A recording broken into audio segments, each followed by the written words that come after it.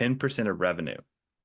So for every $1 million, they're making $100,000 of commission. Okay.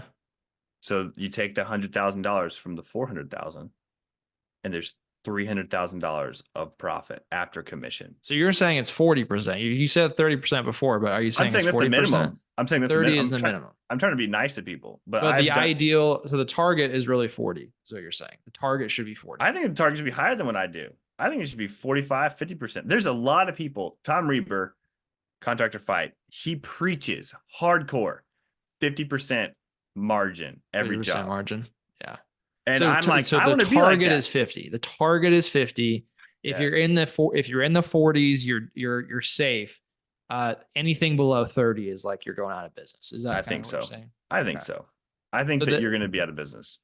So if that's the range, so you're saying for gross profit, like after you deduct commission and any attributable marketing costs, what is it? Just 10% lower? So like the target is still 40, and then for me, yeah. But yeah. Let's get into another profit question. If you pay 10-50-50 split off the 400,000, you're taking, this is how I see people do it. They take the 400,000 and they take 10% of that, which is $40,000 for admin. And then they split the 360 left with their commission guys. So they're paying, was that $180,000? They're paying $180,000 per million if they hit the 40% margin, which they don't. It's almost like there's a reverse incentive to have a lower profit margin, because the higher profit margin you do, the higher you're paying your sales rep. Well, not really, because losing. You are making. I mean, if you didn't make any margin, then it's bad for everybody. The commission sales rep doesn't like it. The admin doesn't like it. The company doesn't like it. I just think it's a crazy term, and I love people's feedback on this. That's how I understand it. 10-50-50 split. I can't even imagine that. And don't get me started on like public adjusters. We take this percent off the top immediately, and then I'm like, where's the money? Where's the money left over? There's no money. Yeah. All right, we got to finish. We got one more number to look at here, the net profit.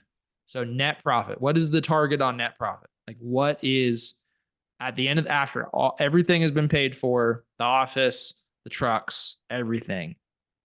What should be left over? Because I know the industry average, because I've done research on this. The industry average is, I believe, like 3.8% or something like that across the whole industry. They say it's 0%.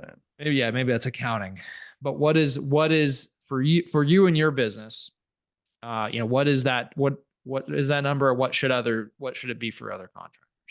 Our best year at net profit, which was accurate, I actually had the money in the bank. We did very large jobs, and the accountant matched up with the money that was in the bank. We had like a 14% net profit, but it's usually way lower than that. It's usually like half of that, like 6 or 7% for real numbers. Like if I'm a small contractor and you're doing 5% net profit, that's pretty good, because that's $50,000 of net money at the end. So what is the target for contractors? Is it 10? You should be shooting for 10. I think 10. Everybody says 10 because it's a nice, easy, round number. I think it just depends on what you want for your business. It's how you're paid. Like, do you pay yourself? Are you an S corp? Like, there's so many ways. Like, I don't know. There's a target for net profit. Because if you're paying yourself before net profit, then net profit can be lower.